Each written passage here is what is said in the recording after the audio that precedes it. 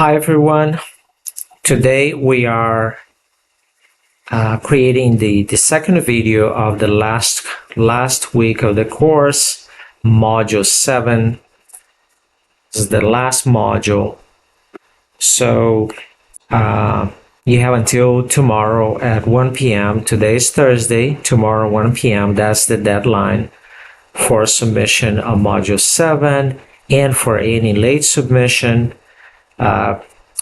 I noticed that some students watched the other video that I created this week, early in this week, and took my advice and made corrections in their submissions. So that's very good. I think the class performed generally very well. Most people completed all the assignments. As you can see, there is total transparency in this class, so you can see other student submissions. This is by design. I think overall it adds to the class. I wanted to highlight one particular student as being a role model for the class and exceptional in the comments, particularly. And it's difficult because there are few. The class is very good. Most people completed all of the assignments on time, and I would say 5 or so could have been the top of the class. But I want to highlight one person as I guess a role model for the class, and particularly good at the commentary part, and that is David Vargas. Well done the entire class. I want to highlight that you don't have to share your grades with other students. Given the transparency in this course, if you tell your grade to someone else, you do run the risk that person will file a complaint and use you in that complaint. So let's say if you got an A and you told somebody who got a B that you got an A, that person may go through all of the assignments and the responses and say, well, I deserved an A because that person received an A. If you don't want to be in that type of situation, which I've seen before, just don't tell anybody your grade. Your grade is yours and is yours only. Each grade for each student is confidential. In this class, we did cover a lot of interesting materials.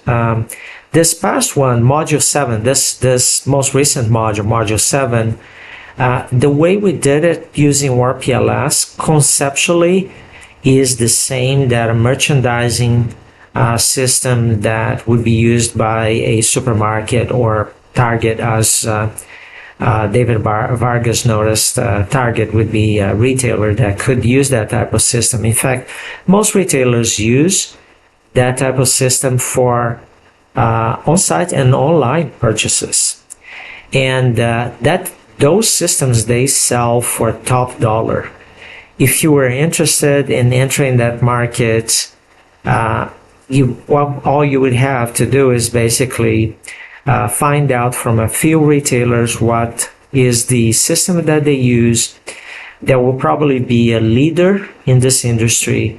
And then as a software developer, if you have those skills, you could develop a system that does either the same or most of the things that the other system does, the leading system does, and offer it at a lower price, and maybe with a few advantages, maybe with some support options, training options.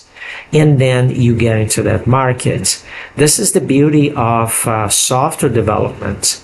The barriers for new entrants, they are mostly intellectual.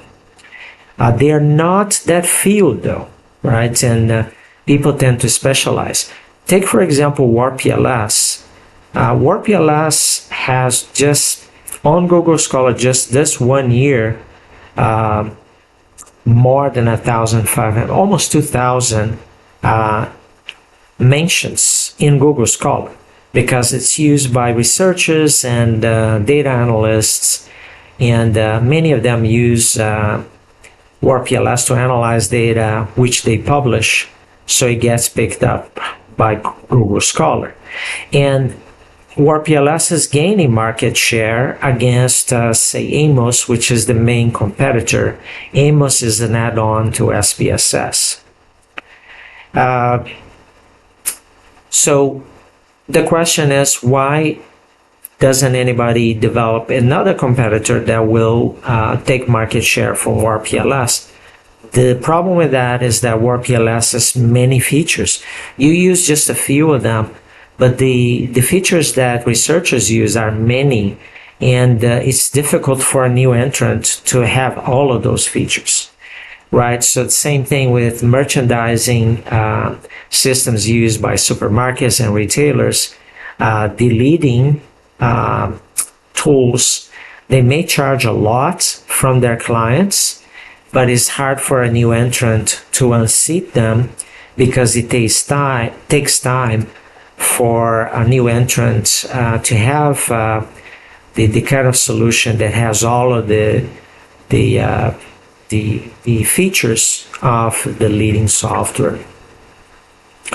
So well done, class. For those who have not seen the previous video this week, I strongly recommend you go there and check that previous week for this week, video for this week.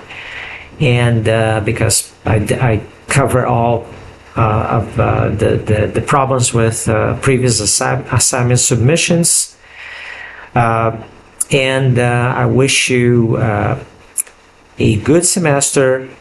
I hope that when you graduate, you come to the hooding ceremony. It's a nice opportunity for you to be here, and I usually, myself and the other chair of the other division, hood the students. So we place the hood that signifies that they are now masters, so it's an interesting ceremony. And if you go to the commencement, the main commencement ceremony, which is often after the day after the hooding ceremony, and that will be in Laredo. Often it's in the entertainment arena here, Laredo Entertainment Arena. Quite often the chancellor of the Board of Regents speaks in a video, and there is a motto that chancellors often repeat, and that is the motto of the E&M system, which is this. Or something like this. You will see if you go to the commencement ceremony. It's something like this: work hard, get there on time, and don't lie. These three things: work hard, get there on time, meaning go get to meetings on time, do things on time, and don't lie, which has this broader connotation of don't cheat, don't do anything that is unethical.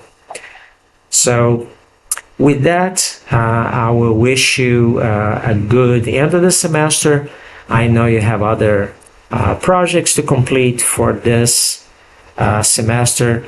So until we cross paths next time, I wish you all the best.